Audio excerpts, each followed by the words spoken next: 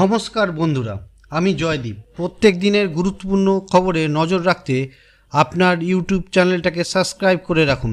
চলুন জেনে নিই আজকের খবর। পশ্চিমবঙ্গ সরকারের জনপ্রিয় লক্ষ্মীর ভাণ্ডার প্রকল্পে এবার পুজোর আগেই নতুন সুখবর আসতে পারে।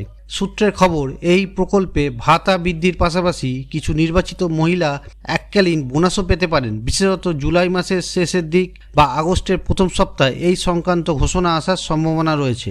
বর্তমানে লক্ষ্মীর ভাণ্ডার প্রকল্পে তফসিলি জাতি ও উপজাতিভুক্ত মহিলারা মাসিক 1000 টাকা এবং সাধারণ মহিলারা মাসিক 500 টাকা পান। শোনা যাচ্ছে এই মাসিক ভাতা আরও 200 থেকে 300 টাকা পর্যন্ত বাড়ানো হতে পারে। এর পাশাপাশি পুজোর আগে উপভোক্তারা এককালীন 1000 টাকা বোনাস হিসেবে পেতে পারেন, যা সরাসরি তাদের ব্যাংক অ্যাকাউন্টে জমা পড়বে। এই বাড়তি সুবিধাগুলি লক্ষ্মীর ভাণ্ডার প্রকল্পে লাখ লাখ উপভোক্তার জন্য বড় স্বস্তি আনবে বলে মনে করা হচ্ছে। আজকের মতন এখানেই খবর শেষ করি। নমস্কার।